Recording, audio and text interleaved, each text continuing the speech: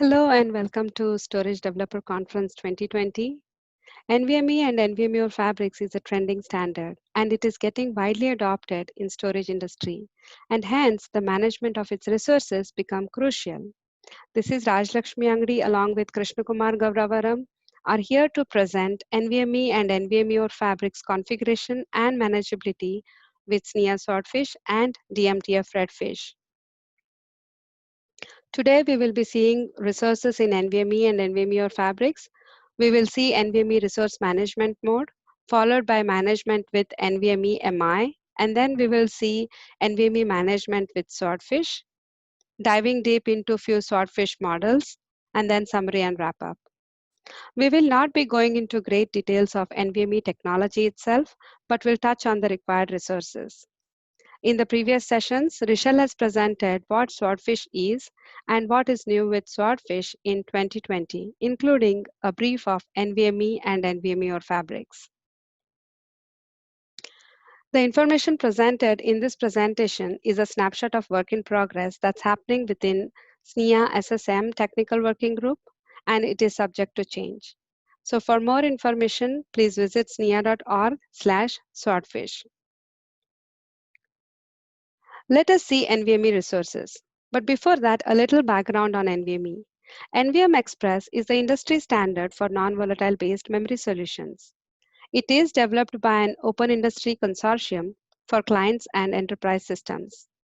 It is designed to scale across client, enterprise, and cloud solutions, and it is supported on all major operating systems.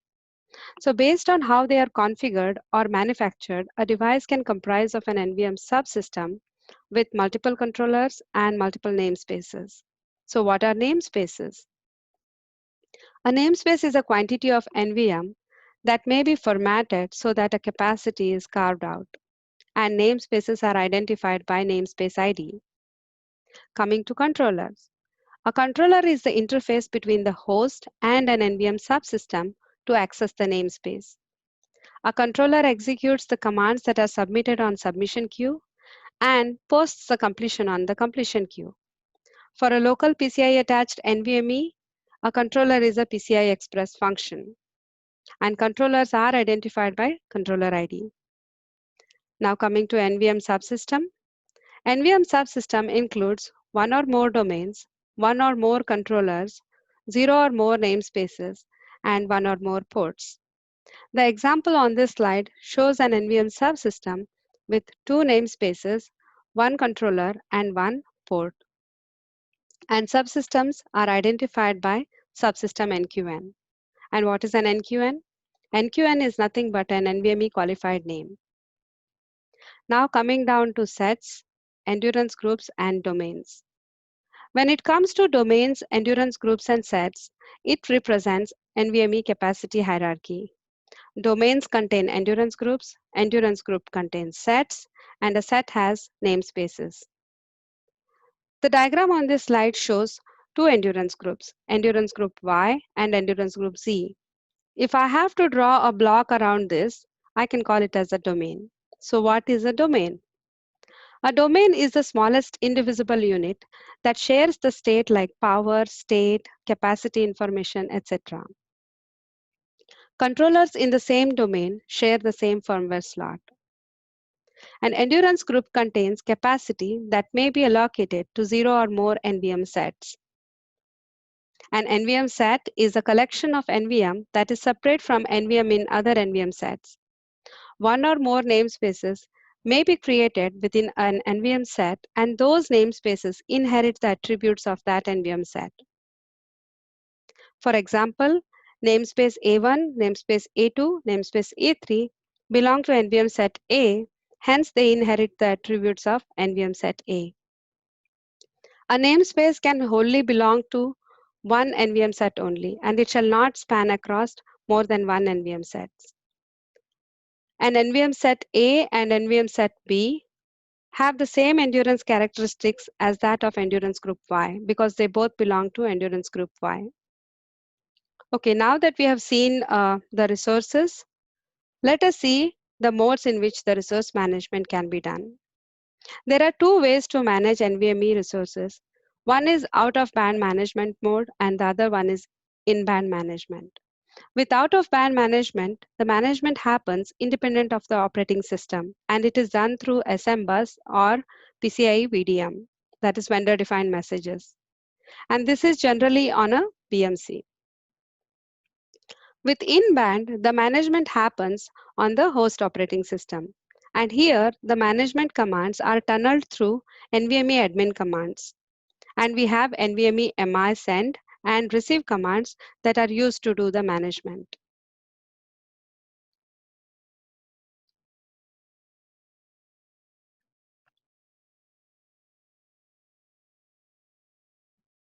Okay, this is a diagram which shows how we can do NVMe management with NVMe MI. NVMe MI is a specification from NVM Express for having several mechanisms, which basically defines mechanisms to manage NVMe storage devices or NVMe enclosures. So one mechanism allows the management controller to communicate out of band with an NVM storage device or an NVM enclosure over one or more external interfaces.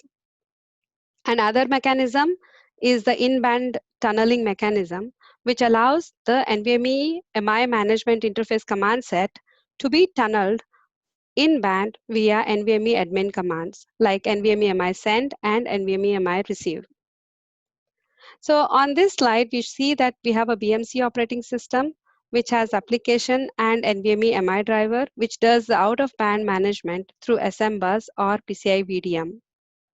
And on the left, we see the host operating system that has application and NVMe, which does the in-band management through this path. Now that we have seen how the management is done and what are the resources, let us see how the management can be done with Swordfish and also where does the Swordfish fit in. But before that, why do we need Swordfish?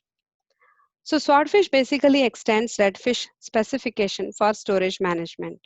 And what is Redfish specification? Redfish specifications are for the management of servers, including systems, BMCs, and chassis.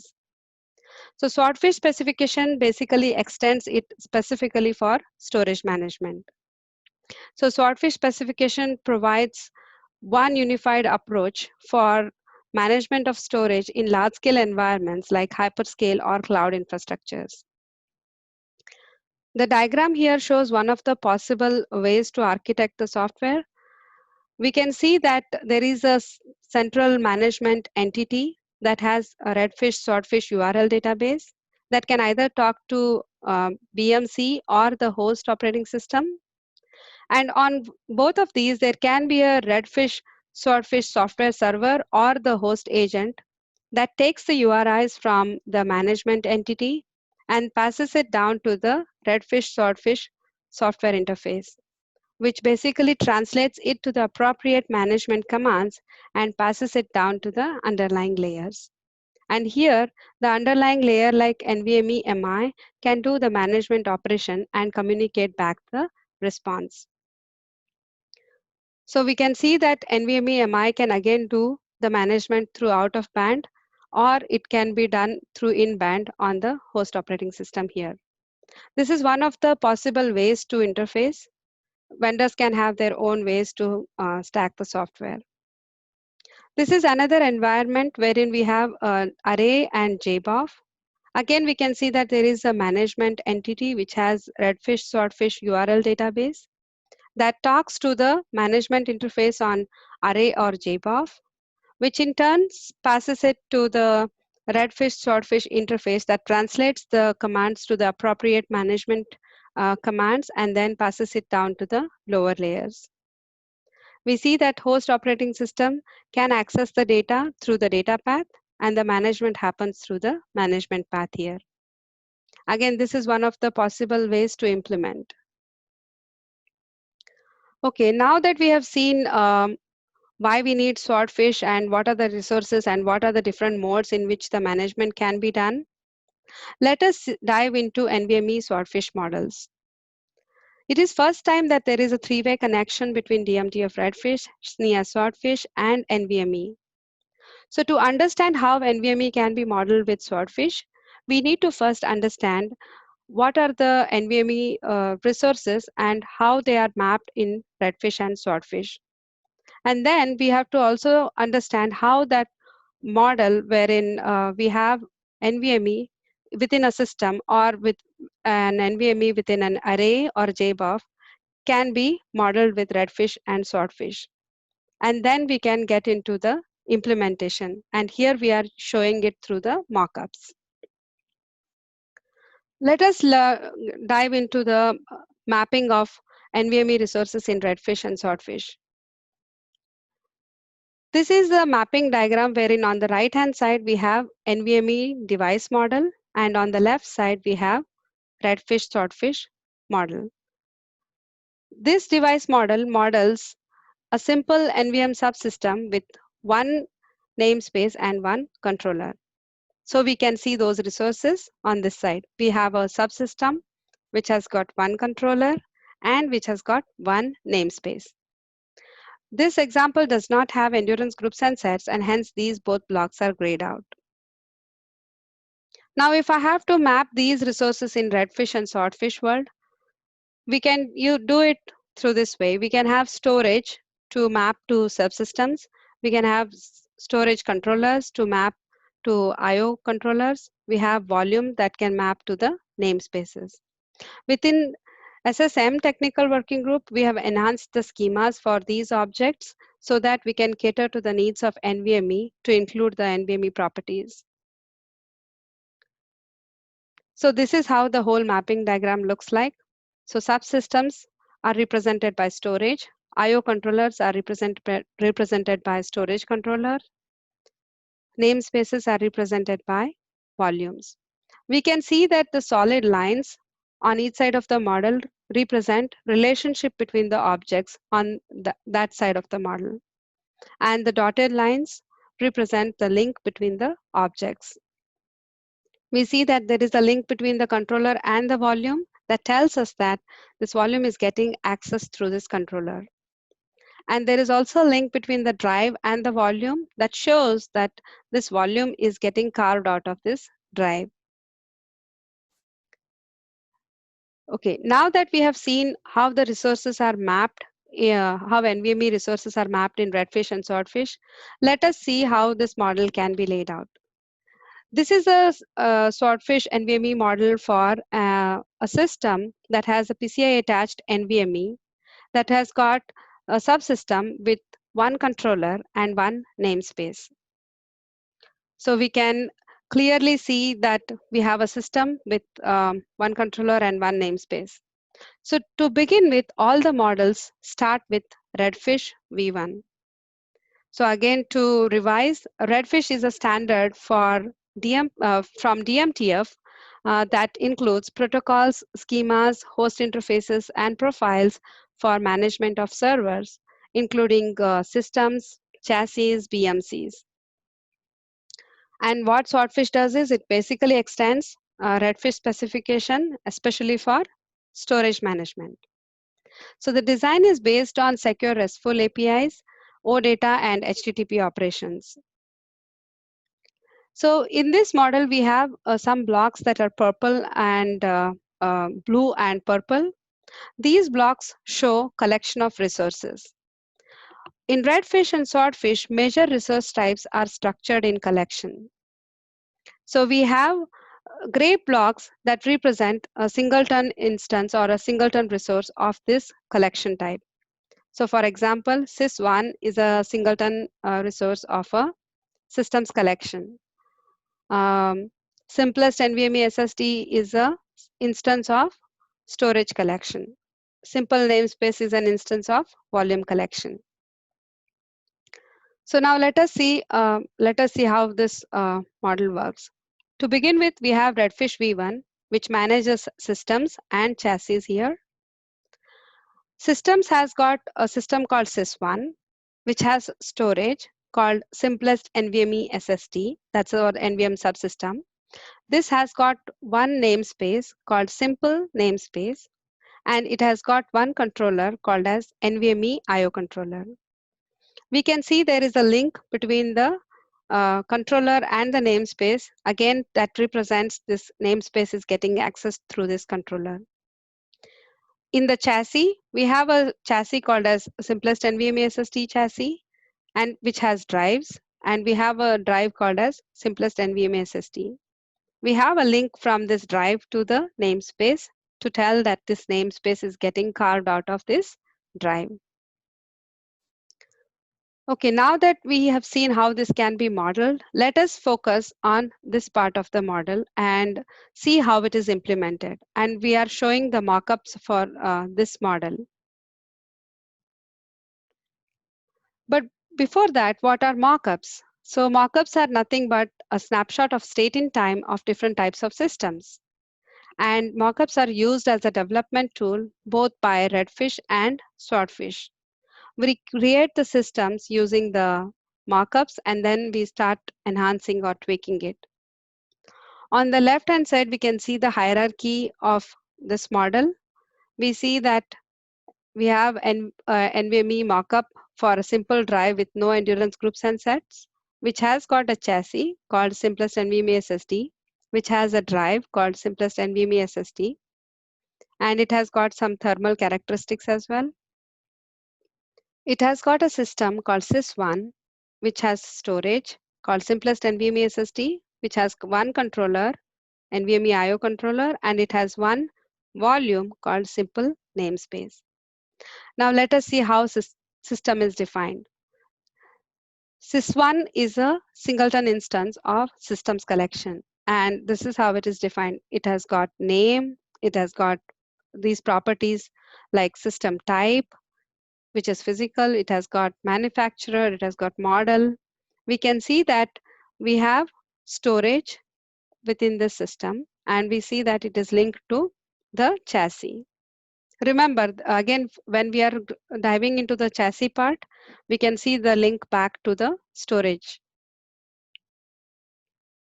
Now let us see the storage collection. So storage is within sys1. So we have a storage collection with one member called as simplest NVMe SSD, which is our NVM subsystem. Now let us see how this subsystem is defined. So this subsystem has got ID1. It has some properties and it's got status state as enabled. It has an identifier and it's NQN. Remember we said that subsystems are identified by subsystem NQN. So we have a durable name here. We see that this subsystem has got one controller and one volume, and the corresponding OData paths are mentioned here. Now let us dive into the namespaces. So we have simple namespace under the volume collection. So basically simple namespace is as an instance of volume collection, and it is under simplest NVMe SSD subsystem. We see its OData path here, and we see some properties for this namespace.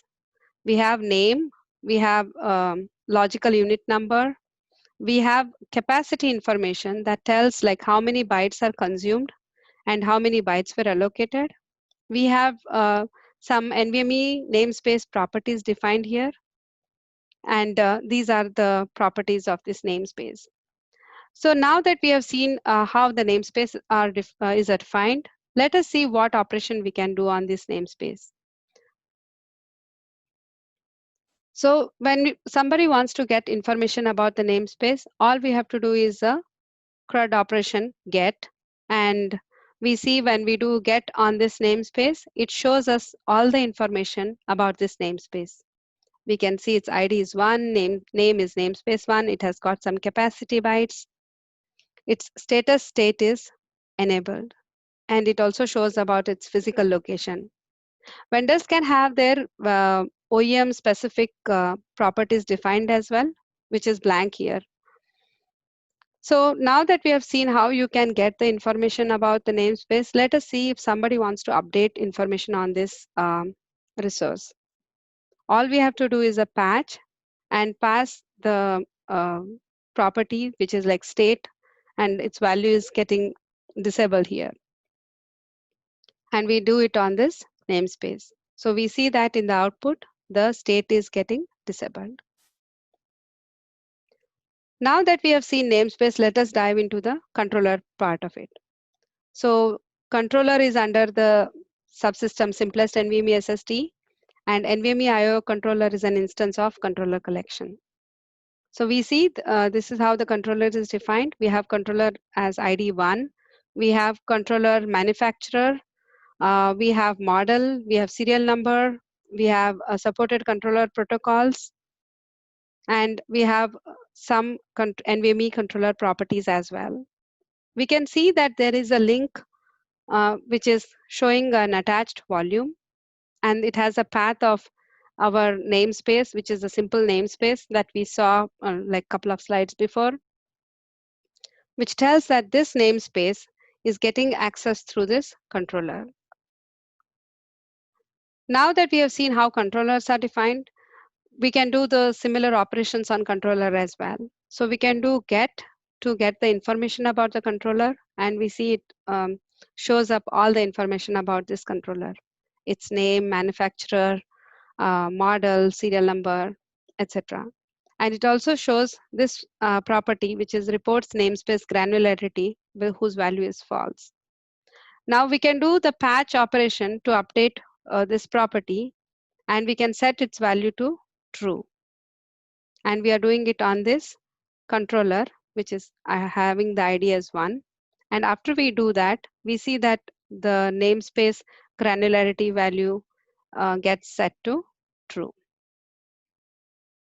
Now, this is how we can do operations on various resources within NVMe with Swordfish.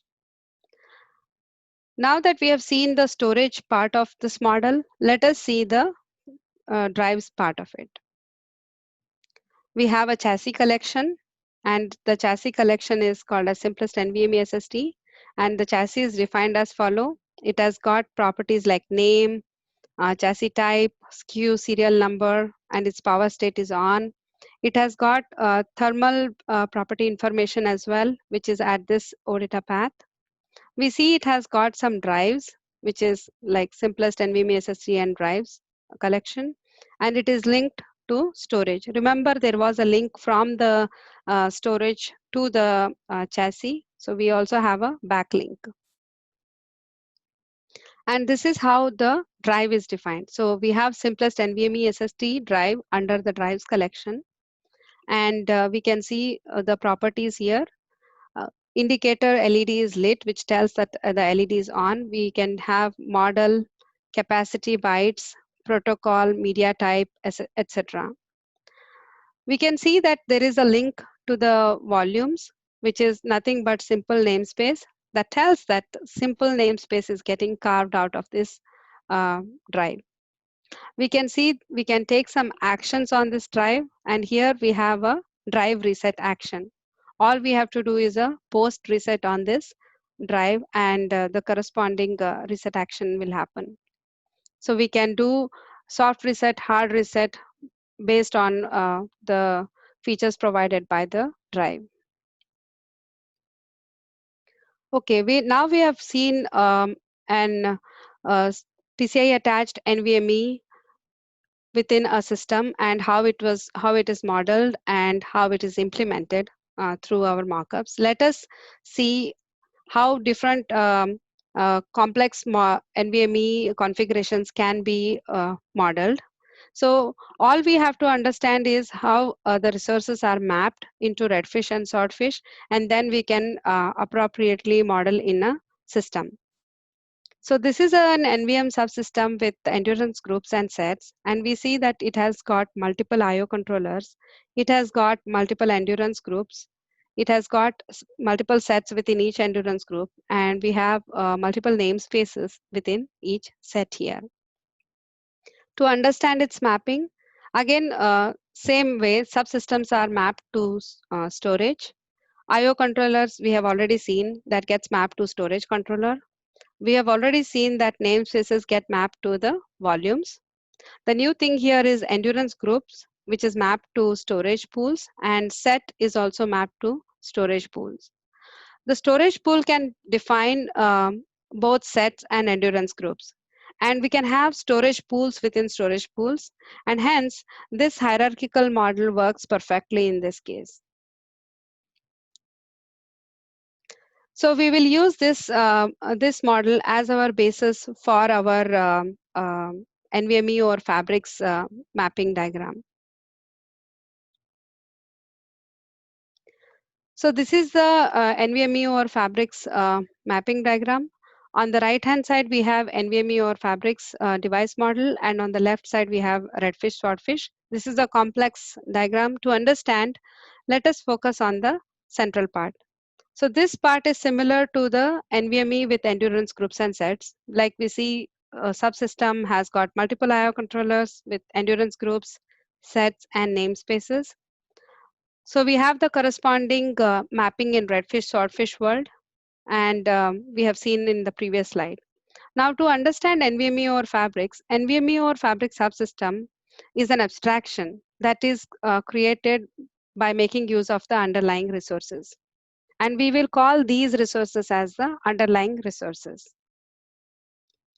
The orange blocks on this slide, on this side of the diagram, shows the NVMe over Fabric subsystem. And we are calling them as logical NVM subsystem, logical IO controller, logical namespace, logical port, and allowed hosts. The names on these blocks are just for the explanation purpose, they are not standard names. So we see that a subsystem is defined here, which has got one IO controller, and we have got logical namespace that has a solid line going to the underlying namespace that tells that we are using these underlying namespace to construct this NVMe over Fabric subsystem. The logical ports tell us about the fabric that is used to access this NVMe over Fabric subsystem.